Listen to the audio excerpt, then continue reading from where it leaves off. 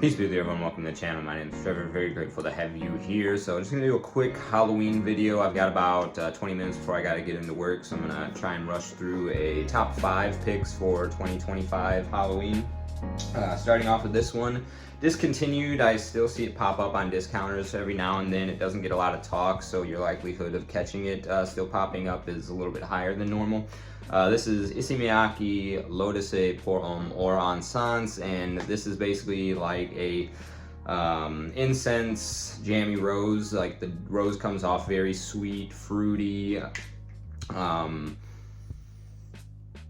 well executed, high quality, and then the incense give it this ethereal type texture, very much like a smoke and mirrors type feel on top of that almost fuchsia color.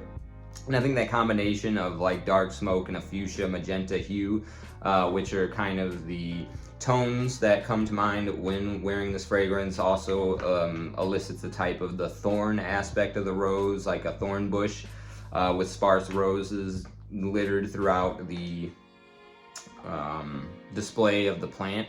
It's somewhat what I get here, and I think a lot of that imagery goes hand in hand with Halloween, and so I think this is a great one. About $90 if it still comes in around at like Fragrance Net. I've seen it at like Donatella Perfumes as well, eBay sometimes, but L'eau pour homme or Encens I think is a great pick for Halloween.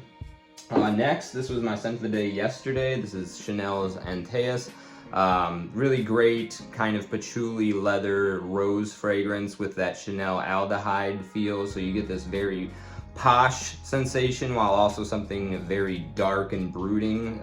So like I say, my tagline for this fragrance is the iron fist and a velvet glove. I think it combines that almost tyrannical degree of power with a sense of soft eloquence and rhetoric, the way to kind of sell that dominating presence very elegantly, and I think only Chanel could really pull that off with their signature aldehydic, soft, powdery kind of elegance.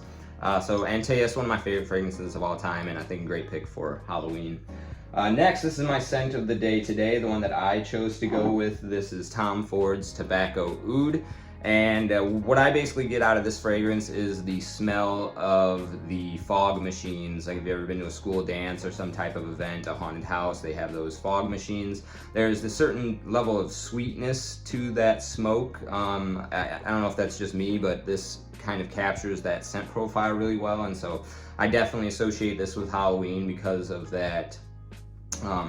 It's just a smell that accompanies haunted houses a lot of the time. It's just this like kind of subtle sweet, not quite overtly honeyed tobacco, but I think the tobacco is playing a large part in the sweetness, so it's not sugary, it's still very grown up for that reason. And the oud accent, again, it's kind of more like the westernized oud. It's not too skunky or barnyardy, but there is that element of fecalness in here, I think, that gives it just enough of a edge to make it a little bit more interesting than something that might be explicitly just going for that sweet smoke. So Tom Ford's Tobacco Oud, again, one of my favorite fragrances of all time, and my scent of the day for today, Halloween 2025.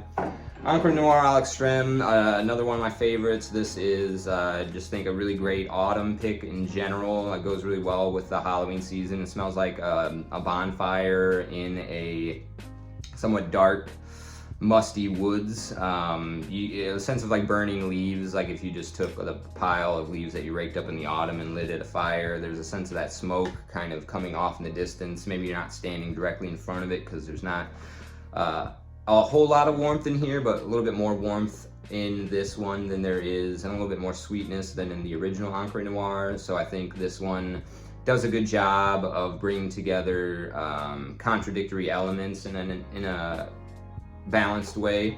And so as you can see, juice level is about half gone, so I really do quite enjoy this one. I've worn it quite a few times in October, and one of my go-tos for this time of the year, Encre Noire à l'Extrême. Also most affordable. You can usually find this for under $40. And then finally, this is an Alberto Moreira's creation. This is Gucci Guilty Absolute, and this is, I believe, discontinued, but still pretty available. This also goes in the same vein as Philip Plein No Limits. That one has a skull on the packaging. A little bit cheaper quality, a little bit of a chocolatey edge to that one, but it harmonizes with the Halloween theme. I featured that in one of my last year's videos for Halloween, I believe. But this is the original scent profile that one goes for. There's also a special edition skull bottle from Philip Plein that's like $200. I think Joy Amin's the only one I've seen really do a review on that one. But this is the OG, right around like the $90 benchmark, and just a beautiful old cracked leather with this backbone of cedar. Just gives you that outdoorsy dry feeling that the woods have when all their foliage is dropped. Like there's maybe sparse orange, yellow leaves still on the trees at this time of the year, but that sense of dryness that's in the air, this kind of really captures that feel for me, like hence the cracked leather, which is one of the dominant notes in here, being a predominantly leather fragrance. But definitely, you know, a lot of these are not easy wears. They are very dark and have a lot of character, so I think they're great for Halloween. They might definitely not blind buy safe, but if you have tried any of these and any of them are personal favorites of yours, I think you'll quite enjoy the rest of them.